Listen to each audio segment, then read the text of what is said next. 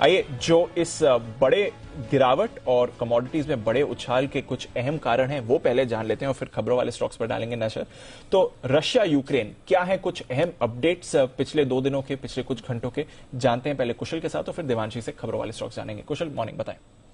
Morning Deepanshu. सबसे पहले 4 मार्च को यानी कि 3:30 बजे के बाद जो भी इवेंट्स होते हुए नजर आए हैं रशिया यूक्रेन वॉर को लेकर, वो मैं आपको संक्षेप में बता देता हूं। सबसे पहले तो नाटो ने जो नो फ्लाई जोन यूक्रेन की जो डिमांड थी उसको नकार दिया था, तो उससे कहीं ना कहीं यूक्रेन काफी ज्यादा नाखुश होता हुआ नजर आया था। और यूरोप का जो सबसे बड़ा एटॉमिक पावर प्लांट है ज़पोरिजिया में, वो रशियन फोर्सेस द्वारा अटैक किया गया था। 5 मार्च को यहां पर मैक्रोन के साथ जिस तरह से बातचीत होती दिखी थी पुतिन की, उसके बाद उनका यही कहना था कि जो यूक्रेन पर न्यूक्लियर सिक्योरिटी रिस्क्स होते हुए दिखे हैं उससे वो काफी ज्यादा चिंतित हैं। और ज़ेलेंस्की जो प्रेसिडेंट है यूक्रेन के, उन्होंने नाटो का जो डिसीजन है जो नो फ्लाई जोन का नकारने की, उसकी काफी अवहेलना की थी, उसको कंडेम किया था यहां पर।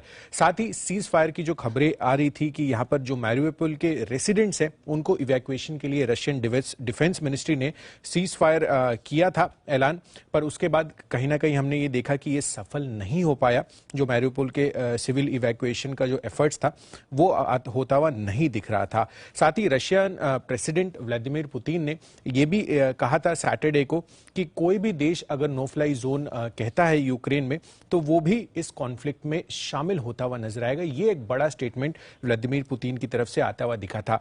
6 मार्च यानी कि कल, आप देखिए यहां पर ये खबरें चल रही थी और आज हम आपको बता भी रहे हैं कि मॉस्को यानी कि रशिया और यूक्रेन के बीच में आज टॉक्स होती हुई दिखेंगी। तीसरी दौर की जो बैठक है वहां पर हमारा बड़ा फोकस रहेगा। साथ ही अभी थोड़ी देर पहले ही खबर आती हुई दिखी थी कि जो पीएम मोदी हैं वो उनकी बातचीत यूक्रेन के राष्ट्रपति से आज होती हुई नजर आएगी, तो देखना होगा कि वहां से किस तरह के बयान निकल कर आते हैं।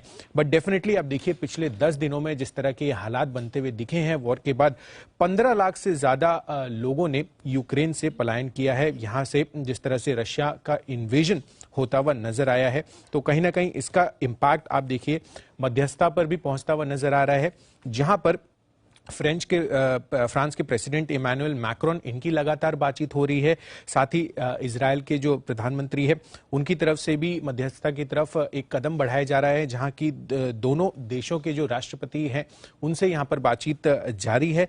अब ये देखना होगा कि आगे चलकर किस तरह के डेवलपमेंट्स होते हैं, क्योंकि बातचीत का जो सिलसिला है वो अभी भी जारी है।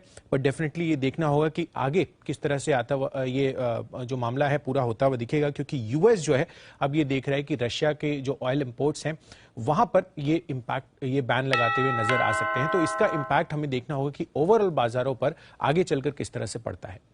ओके, तो ये है सारे के सारे आज अपडेट बड़े भारी मारा। एक अपडेट अभी भी आ रहा है, प्रधानमंत्री मोदी यूक्रेन के प्रेसिडेंट से आज बातचीत करने वाले हैं।